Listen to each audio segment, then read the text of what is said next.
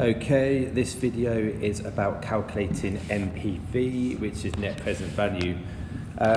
Let's have a look at the scenario, the case study, Coffee Delight. They are a UK-based coffee shop who are considering expanding into the Romanian market.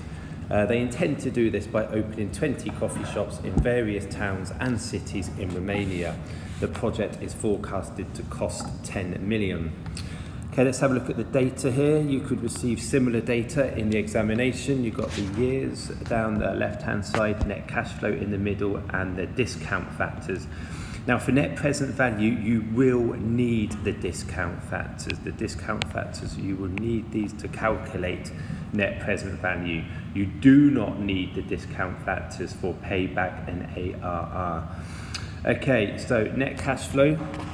How do we calculate net cash flow? Well, the examiners might actually give you cash inflows, which is money coming into the business, and cash outflows, which is money leaving the business.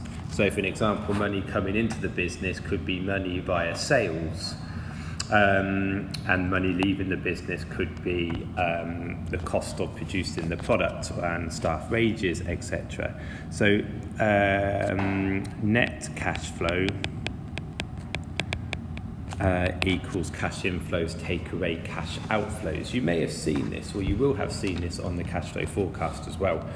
So that's how we get our net cash flow, and the reason we are discussing this is because the examiners may give you the cash inflows and the cash outflows, and they will want you to work out the net cash flow using that information. So if you do get the inflows and the outflows, you simply take the outflows away from the inflows to get your net cash flow.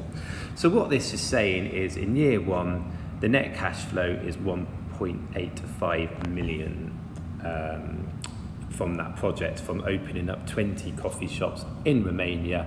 The business is going to bring in 1.85 million. Okay, so let's have a look at net present value. What is net present value?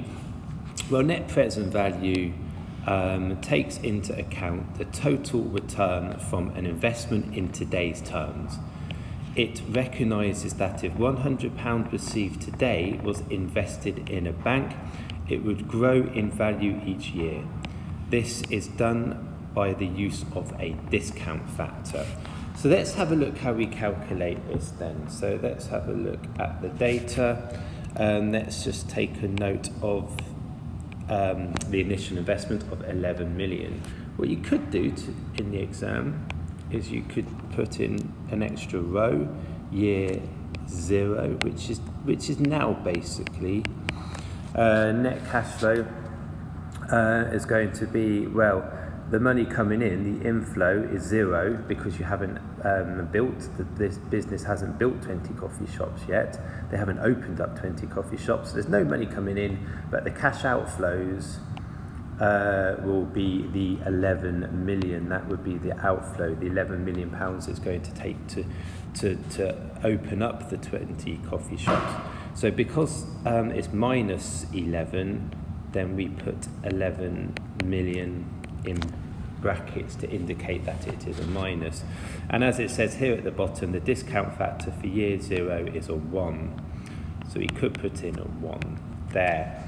Okay, so now let's calculate net present value. It's quite simple. All you need to do is you need to multiply each net cash flow by the discount factor. So we just need to multiply all of these amounts here, and when you do that, remember you can use a calculator in an exam. So we've got 1.68, 2.54, 3.84 and 4.96.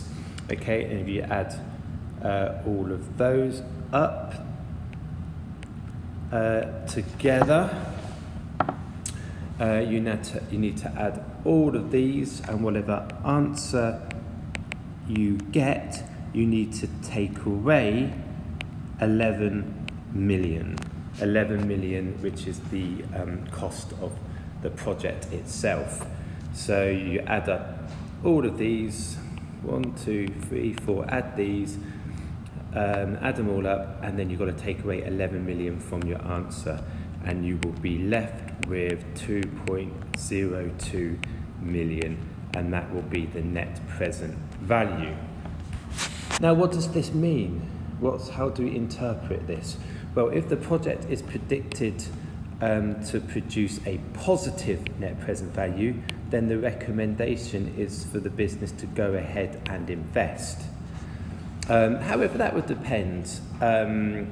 You've got to take into consideration other information as well. You wouldn't base whether a business should go ahead with an investment on its net present value alone. You would need to consider other types of data. Okay, so if choosing between two or more projects, then the one with the highest positive net present value is the recommended project to go ahead with. So if this business has the option of opening 20 coffee shops in Slovenia or 20 coffee shops in Romania, then the one with the highest positive net present value is the recommended project to go ahead with. But again, you've got to use other information as well before making your decision. So the simple rule of positive net present value accept, negative net present value reject provides managers with an easy guide to decision making.